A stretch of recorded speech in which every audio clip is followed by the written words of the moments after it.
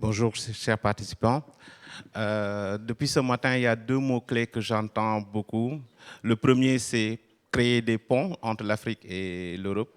Le deuxième, c'est connecter les écosystèmes. Je pense que c'est l'un des objectifs de Emerging Valley, mais aussi, figurez-vous, ça fait partie des missions de Enabel, la coopération belge au développement. Et dans ce cadre-là, pour rapprocher les écosystèmes, Enabel, depuis quelques années, essaie de tester un nouvel outil qui est la mobilité entrepreneuriale, donc permettre à des entrepreneurs africains de créer des partenariats avec des entrepreneurs belges pour plus d'emplois, pour plus de durabilité dans les actions dans les territoires. Et c'est un heureux hasard que cet événement se déroule dans une salle qu'on appelle Impact Stage. Pourquoi heureux hasard? Parce que l'un des motos d'Enabel dans sa stratégie 2030, c'est Act for Impact. Et aujourd'hui, on va inviter des acteurs à impact pour parler de partenariat, de mobilité entre l'Afrique et l'Europe. Et j'aimerais appeler ici Asma, CEO de Just Beam It. Asma, est-ce que vous pouvez venir me rejoindre? Merci. Elvis Kwaku, qui nous vient de la Côte d'Ivoire. Bienvenue. Et un autre de ces de la Côte d'Ivoire, Marie Noël, est-ce que vous pouvez venir nous rejoindre de Côte d'Ivoire PME? Nous aurions dû avoir la présence d'une de nos collègues, Emmanuel Amekoudi, mais une Amekoudi peut en cacher un autre, donc on a Stéphano Amekoudi qui vient nous rejoindre. Merci, Stéphano. Ouais. Je sais que les entrepreneurs aiment bien parler de proof of concept. Quand on a commencé à développer le projet mobilité entrepreneuriat entre le Sénégal et la Belgique, on a eu, je ne voudrais pas utiliser le terme cobaye, mais on a eu des précurseurs qui ont eu à tester la création de partenariats entre le Sénégal et la Belgique. Et nous avons ici un exemple, Asma, qui a créé un partenariat avec un entrepreneur sénégalais. J'aimerais te dire, est-ce que tu peux nous partager ton histoire? Parce que je sais qu'au-delà du business, il y a une relation personnelle qui s'est créée avec ton partenaire. Comment ça s'est passé, le démarrage, et sur quoi concrètement vous travaillez avec votre partenaire sénégalais? Oui, merci. D'abord, merci pour l'organisation de cette thématique qui est importante. Donc moi, je suis experte en digitalisation, en intelligence artificielle et blockchain. Et le début de l'histoire, c'était compliqué. Comment ça a commencé, c'est ce qui était intéressant. Parce qu'avec les retards de demande de visa et puis le contact, j'avais pas reçu le mail, il était dans les spams, etc. Donc le début a été un tout petit peu compliqué au début. Et puis on s'est rattrapé parce que malgré les défis qu'on a rencontrés ensemble au début, on a pu fonder, on va dire, un partenariat win-win, mais surtout de confiance entre nos deux entités. Et donc, voilà, je pense que le partenariat est d'abord basé sur la confiance, sur le fait que ça doit être mutuel. Donc, il y a un échange de deux côtés. Et c'est ce qui fait que c'est enrichissant et que la vision à long terme est très importante dans ce genre de projet. Et je pense que j'ai eu de la chance, donc j'ai eu un partenaire. On est un réel binôme où voilà, on voit à plus long terme. Et donc, on a commencé à partir de discuter de certains projets qui sont liés à la clean tech, au prop tech. Et puis finalement, on a vu qu'on a tellement de points en commun qu'on s'est retrouvé à parler d'autres projets dans le EdTech, etc. Parce qu'on est tous les deux des vrais geeks et on a de multiples projets. Et donc voilà, c'est vraiment sorti même en dehors du cadre de projet Enabel. Et c'est ce qui est chouette. Enfin voilà, quand il y a la confiance et la bonne humeur au travail long terme, je pense qu'on ne sait qu'avancer. Merci, Asma. J'aimerais aussi introduire Elvis Kwaku de Dronek. J'ai eu une surprise quand j'ai vu votre bio, expert forestier, drone tech. Je me disais, c'est quoi le lien? Et j'ai essayé de faire des recherches et je me rends compte qu'en Côte d'Ivoire, entre 2010 et 2020, chaque année, le Côte d'Ivoire perd 3% de son couvert forestier, alors que c'est un vrai patrimoine. Est-ce que vous pouvez nous expliquer comment votre entreprise DroneTech contribue à la préservation et à une exploitation plus durable des ressources forestières de la Côte d'Ivoire? Mais ici, il faut dire qu'à Dronek, notre mission, c'est déjà d'intégrer les outils technologiques dans la pratique de la foresterie et de l'agriculture. Et à ce titre-là, nous intervenons déjà avec les agro-industriels qui sont plus dans le domaine du cacao, de la conception de leur projet jusqu'au suivi. Et donc, au niveau de cette conception-là, nous allons, par exemple, les guider dans ce qu'ils ont comme projet de durabilité et aller même jusqu'à l'implémentation. Donc, ne pas seulement faire la conception, faire l'implémentation, la mise en œuvre de leur projet pour dire que ce n'est pas seulement dans la protection qu'on est, ce n'est pas seulement dans la préservation, mais on va jusqu'à la réhabilitation, à la restauration des forêts. Et au niveau du suivi, nous essayons de développer des outils technologiques. Nous avons une application qui est dans le digital et donc qui permet de suivre les activités de restauration qui sont faites. C'est une application qui est nourrie avec des images de drones et des images satellitaires et qui permet à nos clients de pouvoir suivre l'évolution de leur activité de restauration. Et au niveau de la foresterie, nous sommes également dans l'aménagement forestier et dans la gestion durable des forêts. Nous faisons de la cartographie forestière aussi à partir d'images de drones. Et aujourd'hui, avec les exploitants, par exemple, on leur demande d'avoir des exploitations plus durables et donc de réaliser des inventaires forestiers avant toute exploitation forestière en Côte d'Ivoire. Et l'inventaire forestier, c'est un travail qui est vraiment très lourd. C'est un travail qui prend beaucoup de ressources, que ce soit en temps, que ce soit en argent. Aujourd'hui, nous, on s'est lancé pour objectif de développer des outils qui pourront interpréter les images satellitaires et à pouvoir cibler plus facilement les zones d'inventaire de sorte à ce que l'exploitant parte directement là où sa ressource se retrouve et qui puisse être plus efficace dans le travail, qui puisse améliorer sa gestion, la gestion des espaces qui sont mis à leur disposition pour l'exploitation. Merci Elvis de nous avoir présenté un exemple concret d'utilisation de la tech pour préserver nos ressources forestières. Vous me permettez de faire la transition avec Marine Noël de Côte d'Ivoire PME. La Banque mondiale affirme que le potentiel de création de richesses dans le secteur tech digital en Côte d'Ivoire pourrait être estimé à plus de 5,5 milliards de dollars d'ici 2025, 20 milliards de dollars en 2050. C'est de gros chiffres. Ma question est la suivante. Qu'est-ce qu'aujourd'hui l'État ivoirien fait? Quelles sont les mesures que l'État ivoirien a prises pour soutenir la création et le développement des startups dans votre pays? Merci beaucoup, Monsieur Faye. Effectivement, l'État de Côte d'Ivoire mesure pleinement l'ampleur et l'impact des startups au niveau de l'économie et donc a pris certaines mesures qui sont vraiment incitatives pour pouvoir développer ce secteur, développer les startups. Et entre autres mesures, vous avez la création du CPC déjà, les CPC qui devraient pouvoir, où des tests de loi sont pris de façon régulière et en continu pour pouvoir lever tous les obstacles liés à la création et à la formalisation des entreprises et des startups. À côté de cela, vous avez en 2014 eu la création de l'agence Côte d'Ivoire PME qui travaille vraiment dans l'accompagnement en continu des entreprises, des startups. Ce décret a été modifié en 2022 où on a eu une création plus grande du guichet unique de développement des entreprises. Donc, ce guichet a en son sein le GUD PME, Côte d'Ivoire PME et la société de garantie de crédit aux PME. Au niveau de Côte d'Ivoire PME que je représente ici, on travaille sur plusieurs axes, notamment l'amélioration du climat des affaires.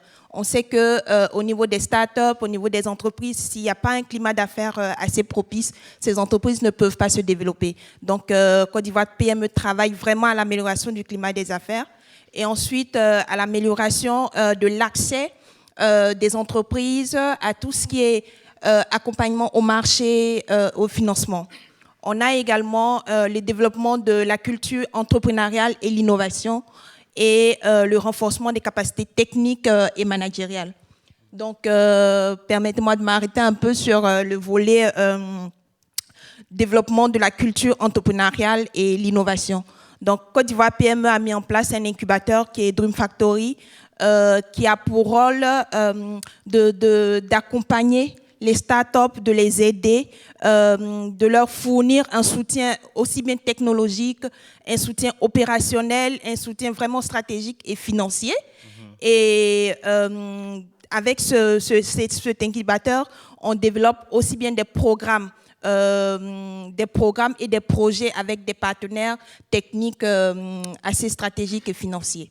Donc, je terminerai par une dernière mesure prise par l'État, qui est un projet de loi Startup Act, qui devrait permettre à toutes les entreprises ivoiriennes de vraiment de les soutenir, mais également plus spécifiquement dans le numérique. Donc, les accompagner et vraiment les mettre en avant au niveau de la Côte d'Ivoire. Il y a des mesures incitatives qui devraient avoir pour impact de leur accorder des avantages fiscaux, douaniers, des aides, des facilitations au niveau des différentes startups et entreprises. Voilà. Merci Marie-Noël. Stefano Amikoudi, vous, j'ai envie de vous présenter comme un African Globetrotter ou African Tech Globetrotter. Vous avez parcouru un peu l'Afrique de l'Ouest, vous avez travaillé au Bénin, au Sénégal, en Côte d'Ivoire, au Togo, dans la formation dans le secteur du numérique, dans la mise en place des projets d'e-santé au Sénégal.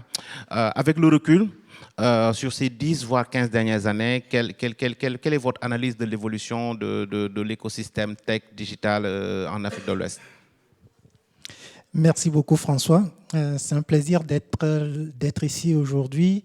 J'ai effectivement parcouru ces différents pays, mais c'est la première fois que je participe réellement à Emerging Valley, qui pour moi est un cadre réellement de partage et de connexion. Et effectivement, j'ai eu la chance et le plaisir d'avoir terminé mes études au Sénégal vers 2008-2010 et de commencer dans le domaine des technologies dans ce pays avant de parcourir un peu l'Afrique, ces différents pays de l'Afrique de l'Ouest. Donc, ce qu'on a vu donc, comme émulation de l'écosystème numérique et d'innovation entrepreneuriale au Sénégal, donc, il y a 10-15 ans, on voit cela dans différents pays. Et cela se traduit dans un certain nombre de mécanismes et d'éléments. Le premier que je peux dire, et qui montre réellement l'évolution donc, du secteur tech, c'est la croissance des investissements. On a noté sur l'année 2023, par exemple, l'augmentation de plus 3% des investissements dans les technologies et dans les entreprises tech en Afrique francophone, qui contraste un peu avec ce qu'on voit de façon globale dans le monde, où les investissements baissaient de façon, on va dire, un peu considérable, et près de 50% de baisse sur les entreprises technologiques, numériques technologiques, je veux dire. On s'est concentré sur les entreprises, j'ai envie de dire, qui travaillent dans le domaine de la santé, par l'effet de la crise Covid, si je peux dire. Ça, c'est le premier élément. Le deuxième élément qui montre également la transformation qu'on voit dans ce secteur, c'est la vraie émergence des champions. Pendant plusieurs années, et notamment avant ces 10 dernières années, où notamment, quand on regarde sur la carte des champions, des licornes, notamment sur le continent, les pays sur lesquels il y a de la lumière, qui sont highlights, c'est le Kenya, le Nigeria, l'Égypte et le Ghana, un temps soit peu, pour dire les pays anglophones. Mais de plus en plus, on voit des champions émerger dans le monde francophone. Et je peux citer l'exemple de InTouch au Sénégal, qui fait de très belles choses et qui sont aujourd'hui accompagnés, financés par de gros investisseurs. Le troisième élément, quand même, c'est le secteur ou les secteurs qui prennent la tête, si je peux l'appeler ainsi, qui lead donc ce domaine de transformation digitale de façon générale ou les innovations. Donc la transformation qu'on voit dans ce secteur, c'est qu'il y a le secteur de la fintech qui est en train ou qui a pris le lead sur les différents secteurs et qui reste donc le secteur ayant connu le plus de croissance. Cela est peut-être dû au fait que en Afrique, on a plus de la moitié, aujourd'hui les données nous disent que plus de la moitié des comptes mobiles, mobile money, comme on l'appelle sur le continent, plus de la moitié des comptes mobile money actifs dans le monde sont en Afrique. Et donc, c'est peut-être cela qui implique cet état de fait que la fintech reste donc le domaine, est devenu le domaine qui lead le secteur. Cela s'explique aussi par le fait que l'un des grands champions au succès d'entreprises reste dans le monde des finances. C'est Ecobank qui est donc cet acteur qui lead donc un tant soit peu l'entrepreneuriat en Afrique et qui organise un gros challenge sur la fintech. Le dernier élément peut-être que je peux dire, c'est le collègue de la Côte d'Ivoire l'a dit, c'est que la plupart des pays mettent en place des cadres réglementaires qui permettent l'émergence d'acteurs dans le domaine. Donc la Côte d'Ivoire a adopté sa loi Start-up, le Sénégal a adopté sa loi Start-up, dans le Maghreb, on n'en parlons pas.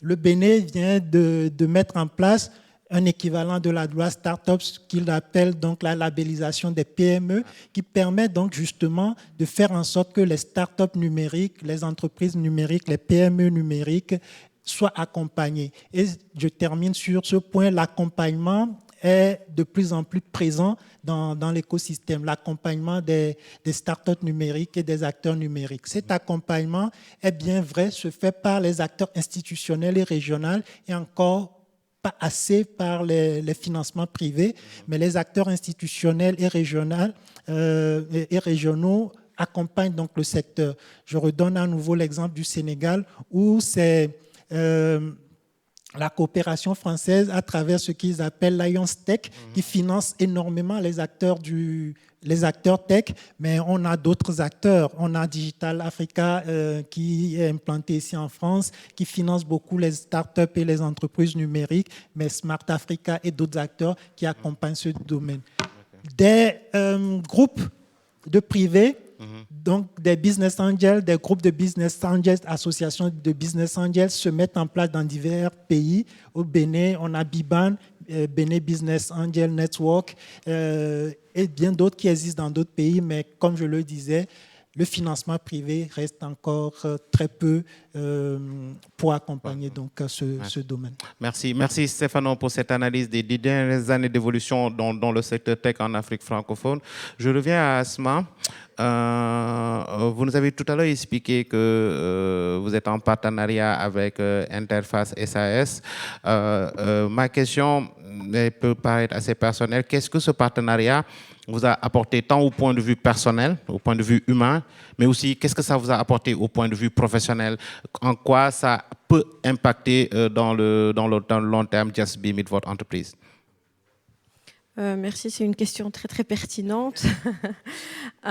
Donc forcément, ça a apporté énormément de choses sur le plan professionnel et personnel. Je pense que dans un partenariat, avant tout, il faut être humain. Et c'est que comme ça qu'on peut aller de l'avant. Et je pense que c'est cet avantage qu'on avait tous les deux. Et donc, je pense que sans son partenariat-là, autant que société belge qui était intéressée à se développer en Afrique, ça aurait été peut-être pas facile de se développer. Et donc là, c'est avec Interface, c'était la connaissance du marché. Donc, c'est la présence locale. Il ne faut pas venir et se dire, tiens, voilà, moi, je sais tout. Donc, nous, on apporte une expertise, il y a un échange. Peut-être dans notre cas de figure de partenariat, c'était un échange. Donc, nous, on apportait l'expertise un petit peu technologique. Et de l'autre part, donc, c'était l'expertise donc du marché, le développement du réseau, mais aussi d'autres expertises aussi technologiques dans la clean tech, parce que Interface, ils sont spécialisés dans la clean tech. Et donc, au-delà de cet apport, on va dire, d'études de marché, de partenaires de confiance, parce que c'est pas évident aujourd'hui de se dire, tiens, moi, je vais me développer dans ce marché. Même si on a fait une étude de marché qui est pertinente et cohérente, pour avoir un vrai partenaire de confiance et se développer, ben, c'est pas toujours évident. Et là, en fait, tellement que ça s'est bien passé, donc merci à Enabel et ce programme de mobilité, ça a permis de construire. Donc là, on est en vision de construire donc une filiale ensemble. Donc voilà, pour continuer justement à se développer ensemble. Et donc voilà, et sur le côté humain, donc voilà, il y a eu cet échange de culture où j'ai découvert, j'ai été, je pense, 3 fois au Sénégal rien que cette année. Et donc il y a un échange voilà, culturel où ça m'a permis de découvrir la culture. Mais aussi, en fait, pourquoi c'est important aussi de découvrir la culture, parce que ça a un impact aussi sur l'entrepreneuriat. Parce que la façon de faire le business en Europe ou en Belgique, c'est pas la même chose comme ça se fait au Sénégal. Par exemple, moi j'étais typiquement mail, etc. Et là ça fonctionne beaucoup avec WhatsApp. Donc il faut aussi s'adapter aux moyens d'utilisation, la façon. Nous on vient au meeting directement, bonjour. Enfin quand on fait de B2B et on se présente ce qu'on fait, etc. Et on va directement straight to the point. Par contre au Sénégal. Il y a vraiment ce que j'ai adoré, donc ce contact humain, d'abord, bonjour, comment allez-vous, etc. Et donc, on crée cet environnement, on va dire, chaleureux avant de commencer à rentrer dans le business. Donc, forcément, voilà, c'est énormément de richesse que ce partenariat m'a apporté en termes, voilà, sur le volet personnel, mais aussi professionnel, comme je disais.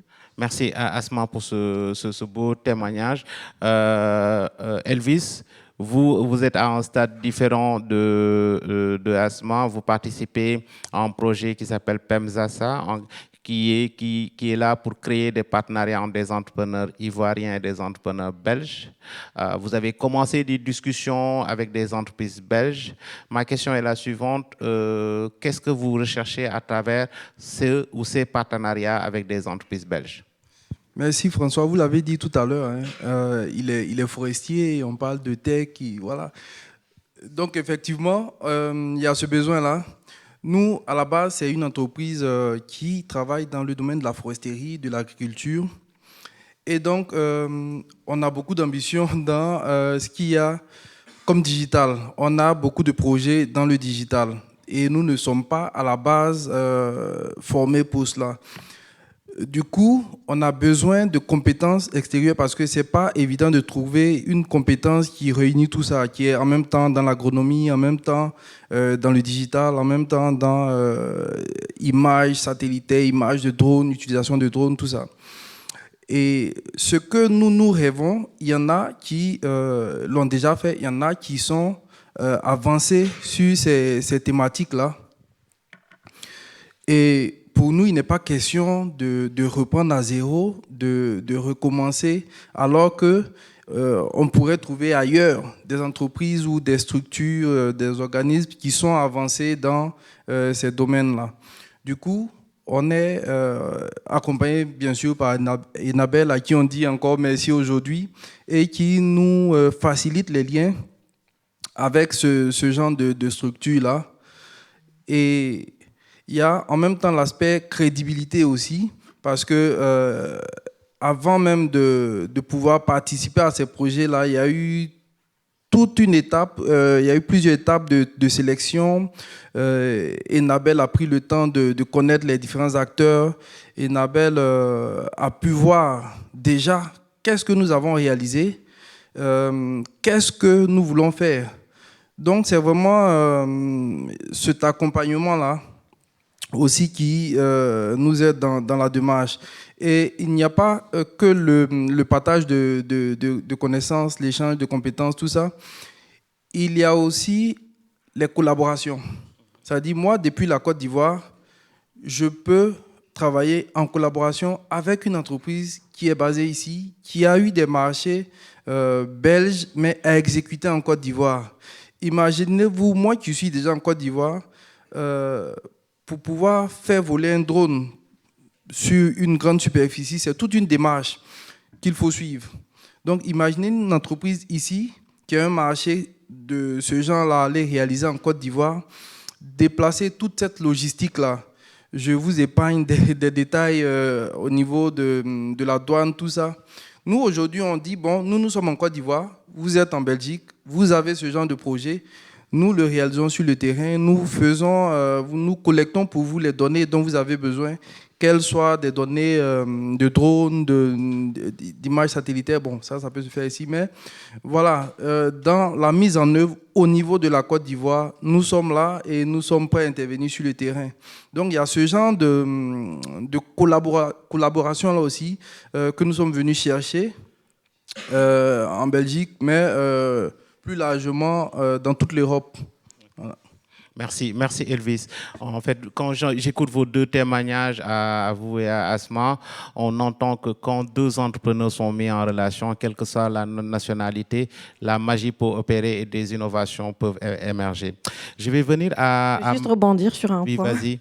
Mais du coup, je viens de découvrir la société, c'est super intéressant parce que nous, on travaille justement dans la photogrammétrie et l'analyse des données. Moi-même, j'avais fait un stage de photogrammétrie il y a à peu près 8 ans. Et donc, la société, on fait justement ça. Donc, ça serait intéressant de discuter. Et c'est ça aussi tout l'intérêt de Mobilité. Vous le voyez maintenant en live, comment on peut créer aussi des ponts entre différentes sociétés, entre la Belgique et Côte d'Ivoire. Donc la magie vient de s'opérer. Merci Asma. Marie-Noël, on voit l'exemple des startups telles que Dronec. Vous avez une vue assez macro du pays, de l'écosystème ivoirien. Aujourd'hui, quelles sont les difficultés auxquelles les startups ivoiriennes sont confrontées et comment Côte d'Ivoire PME agit pour essayer d'éliminer ou de diminuer l'impact de ces difficultés sur leur durabilité? Merci, Monsieur Faye. Donc, au niveau des difficultés auxquelles sont confrontées les startups au niveau de la Côte d'Ivoire, il y en a beaucoup. Il y a beaucoup de difficultés. Mais l'une des principales difficultés, c'est l'accès au financement.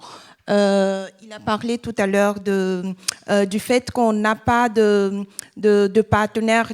C'est rare d'avoir des partenaires financiers qui font confiance aux startups.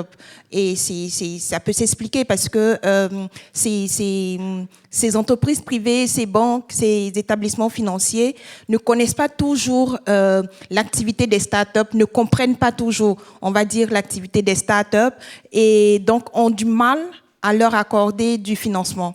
Et donc, c'est vraiment l'une des difficultés que rencontrent les startups et les entreprises de façon générale en Côte d'Ivoire.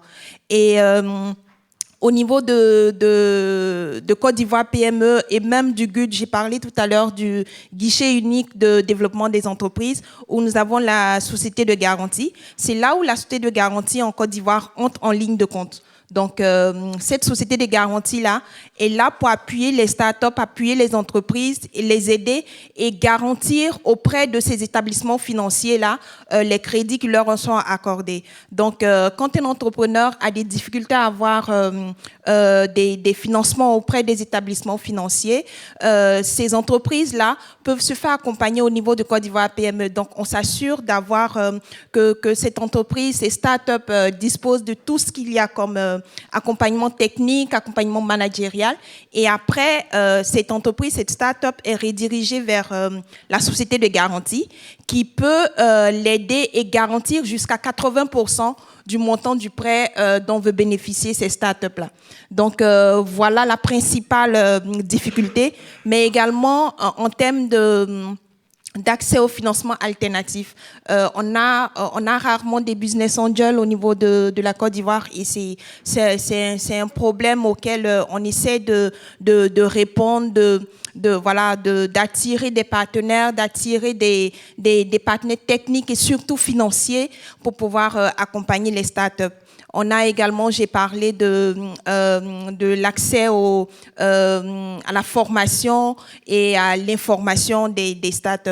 Donc voilà un peu, tout à l'heure, j'ai expliqué les missions de Côte d'Ivoire PME. J'ai dit que ce climat des affaires, cet écosystème-là, au niveau de Côte d'Ivoire PME, nous sommes tenus, nous avons obligation de pouvoir vraiment l'assainir, de pouvoir donner tout cet accompagnement aux PME et aux startups pour pouvoir voilà, les aider à se développer et à grandir. Merci Marie-Noël. Venu à Stéphano de votre stage d'observateur un peu de l'écosystème francophone de la tech ou du digital. Aujourd'hui, de plus en plus d'entreprises ouest-africaines veulent s'internationaliser, soit en Afrique, soit en Europe. Quelle est votre analyse? Est-ce que vous pensez qu'à ce jour, ils sont suffisamment matures pour pouvoir s'internationaliser? Sinon, qu'est-ce qui manquerait? Qu'est-ce que les structures publiques ou les organisations publiques pourraient faire, mettre en place pour mieux soutenir le développement à l'international? Je ne sais pas si je réduis ça au monde francophone, mais on peut donner un seul exemple. Ça vient du monde anglophone, mais on peut donner un seul exemple qui vient du Nigeria, qui montre que les startups africaines peuvent s'internationaliser et bien s'internationaliser. Je peux donner l'exemple de Flutterwave, créé en 2016, qui est une plateforme de solutions de paiement mobile qui aujourd'hui permet les transactions pour Facebook et pour Uber, par exemple.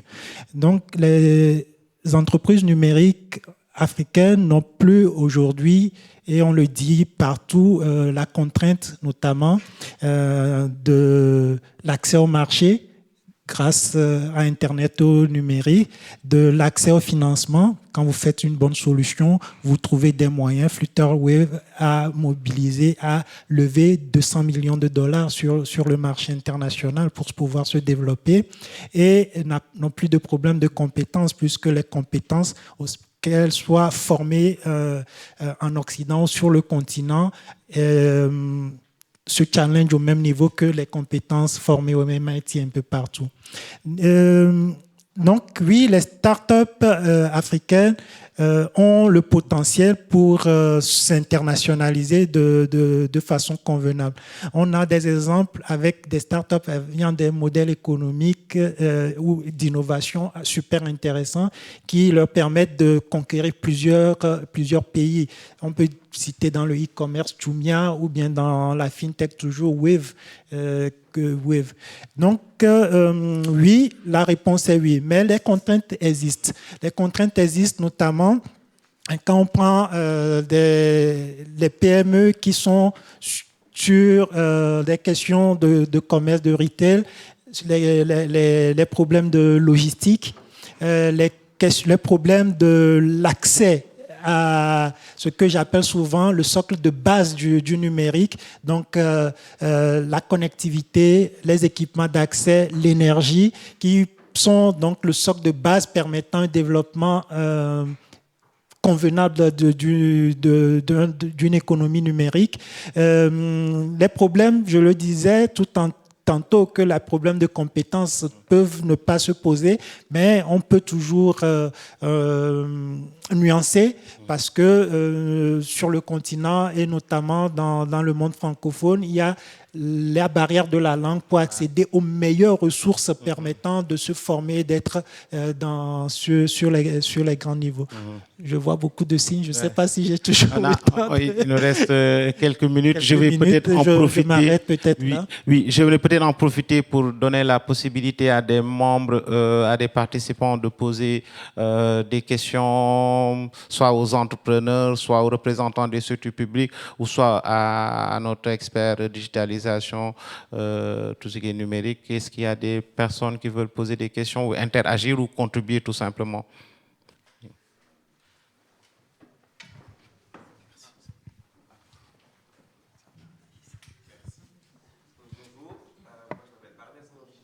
Et je suis étudiant en L3 PGE à Cadbury School et aussi membre de l'association Accès de Provence Entrepreneur.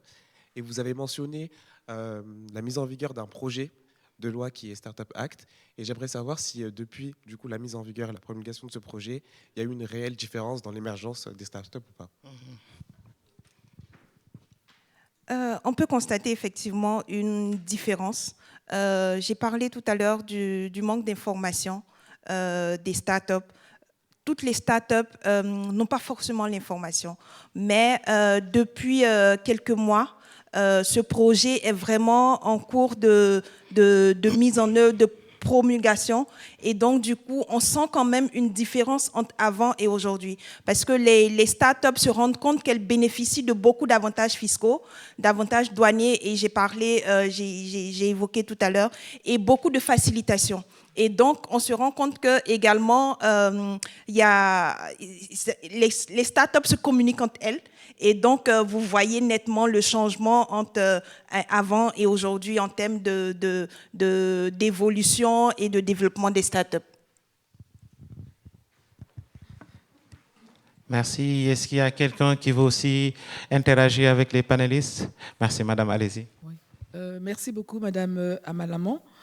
Je suis une PME ivoirienne et je suis contente de vous entendre parler parce que je me demandais si effectivement il y avait une division marketing, communication au niveau de Côte d'Ivoire PME.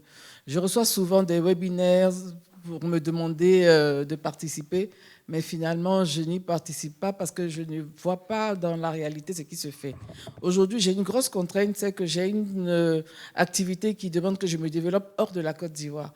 Et là, j'apprends par hasard, comme me dit comme ça, qu'il faut avoir une convention avec l'UEMOA et tout. Alors, je me dis, est-ce que dans ce cadre de figure, encore est-ce que PME Côte d'Ivoire peut nous aider justement à faire la promotion de nos produits hors de la Côte d'Ivoire?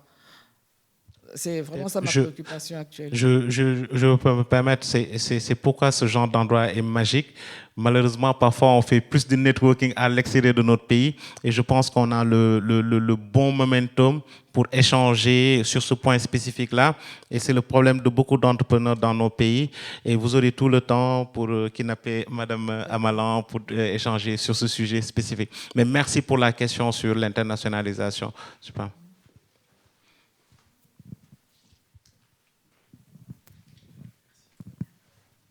Merci pour les présentations. On a parlé de mobilité entrepreneuriale, donc internationale surtout. Mais qu'en est-il de la mobilité panafricaine et qu'est-ce que ça peut apporter justement dans ce développement des nouvelles technologies pour la croissance des PME? Cette question elle est un peu pour tout le monde. Peut-être en premier, Monsieur Amekoudi, qui est l'African Globetrotter. Mais elle est ouverte évidemment à tous les panélistes. Mais cette question n'est pas uniquement technologique. Les plus grands flux de mobilité sur le continent se passent entre les différents pays du continent que vers l'Occident.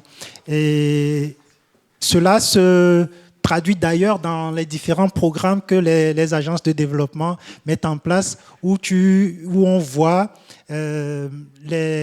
par exemple le programme mis en place par l'agence allemande de développement qui va visiter donc des différents autres pays pour participer aux événements, où on voit les startups du continent aller vers des événements, notamment au Rwanda, plus que vers l'Occident. Donc la réponse est là. Le développement de compétences, l'internationalisation des entreprises, des PME, des startups en Afrique se fait plus sur le continent que vers l'extérieur. Je donnerai un seul exemple ici de la startup qui s'appelle Kakiapé, dans la FinTech également, développée au Bénin, créée au Bénin, qui a eu la chance, on reparle donc de Startup Act, grâce à la loi Startup Act, de développer la plateforme gouvernementale de gestion donc de l'administration publique au Bénin, et qui aujourd'hui, son premier réflexe d'internationalisation, c'est d'aller vers la Côte d'Ivoire avec une plateforme de paiement mobile. Donc, juste un exemple. Merci. Merci Stéphano. Nous arrivons au terme de François, ce... pourrais-je rebondir à la Oui, question de vas-y. madame? Donc, forcément, j'ai très peu de connaissances sur ce que le gouvernement Côte d'Ivoire met en place en ce qui concerne l'exportation et l'internationalisation des services. Par contre, je pense justement, comme la thématique, c'est la mobilité entrepreneuriale. Et je pense que justement, le programme de Enabel comme Pemenzasa, qui permet la mobilité entre les sociétés belges et les sociétés de Côte d'Ivoire, ça permet justement d'exporter ces services, etc. Et je pense que ça peut être aussi un point important aussi en fait à se renseigner. Donc en dehors de ce que le gouvernement met en place, peut-être d'autres programmes qui existent par d'autres agences de développement qui permettent aussi l'aide à l'exportation. Merci Asma. Nous arrivons au terme de ce panel et pour conclure, je vais venir rapidement sur un élément central. L'objectif de Meji Valley et de Enabel, c'est de créer des ponts. Mais on se rend compte pour créer des ponts physiques, virtuels ou digitaux, il faut des humains, des acteurs du changement, que ce soit des acteurs du public, des entrepreneurs, des experts qui travaillent, ce qui rend tout cela comme une aventure humaine. Asma l'a super bien décrit. Et je voudrais inviter Jean à nous expliquer en partie pourquoi Enabel, en tant qu'agence de développement, intervient sur cette dynamique-là avec les différents partenaires dans les différents pays de développement. À vous. Merci. Et, oula, je vais mettre ici. Et désolé, je suis arrivé en retard pour le panel, mais j'étais panéliste dans un autre panel qui a pris un peu de retard, donc c'est la raison pour laquelle je suis en retard. Merci et bravo aussi pour cette initiative. La mobilité entrepreneuriale, pour moi, c'est l'avenir, en fait. L'avenir de la coopération. Je le disais dans le panel précédent, on vit un moment charnière en Europe avec une réduction des budgets de la coopération internationale et des hommes et des femmes politiques qui, malheureusement, n'y croient plus ou n'y croient moins et sont tentés de réduire ces budgets parce qu'ils pensent que c'est en fait de la charité. Étant donné qu'on a nos propres problèmes en Europe, sont en train d'hésiter à investir dans ce secteur. Et pour moi, la mobilité entrepreneuriale, ce que vous faites ici, en fait, c'est la solution. Et c'est ça qu'il faudrait crier haut et fort. Et à l'instant même, j'envoie des notes à notre futur gouvernement. Parce que ce que vous faites, c'est à la fois aider des entreprises et des entrepreneurs sur le continent africain, mais en même temps sur le continent européen. Parce que quand vous mettez en contact des entrepreneuses et des entrepreneurs, moi je l'ai vu avec notre programme sur le Sénégal qui a démarré un peu plus tôt, j'ai vraiment vu des étincelles en fait. J'ai vu deux entrepreneurs qui en fait se connaissaient pas, se sont connus et ensemble ont développé de nouvelles idées, des innovations qui pouvaient servir à la fois au Sénégal mais aussi en Belgique. Un exemple que j'ai donné récemment dans une autre conférence sur l'Ukraine. Donc, comme vous savez, Enable est présent en Ukraine et un des défis qu'on a actuellement, c'est l'hiver, parce que la fourniture d'énergie en Ukraine est très centralisée. Historiquement, ce sont des grandes centrales dont le système a été détruit par les bombardements russes. Et donc, l'Ukraine se retrouve des hôpitaux, des écoles sans électricité, sans énergie. La solution, c'est les mini-grids, en fait. Les mini-grids qui sont développés dans pas mal de pays en Afrique. Et donc, l'expérience de nos pays africains sert en fait en Ukraine. Et pour moi, c'est ça la coopération, c'est dans les deux sens. Et en fait, dans le passé, on a une coopération qui était sans doute trop dans un seul sens et qui est remise en question. Et remise en question, c'est toujours un défi, mais c'est aussi une opportunité pour réinventer notre métier. Et pour moi, voilà, ces projets de mobilité entrepreneuriale, je sais qu'ils ne sont pas faciles, qu'ils sont des pilotes, qu'il y a beaucoup de défis associés à ce type de projet, mais j'y crois, en fait. J'y crois totalement, et c'est pour ça que je suis souvent là, sauf vendredi passé, et encore, désolé, j'ai raté un événement, mais jusqu'à présent, je suis souvent dans les événements parce que c'est un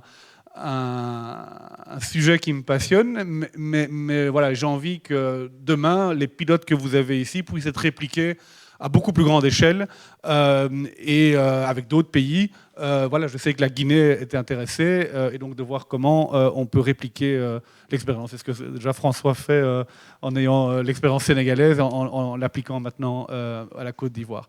Voilà, donc un tout grand merci pour votre présence ici et ravi d'échanger davantage sur le sujet. Merci beaucoup.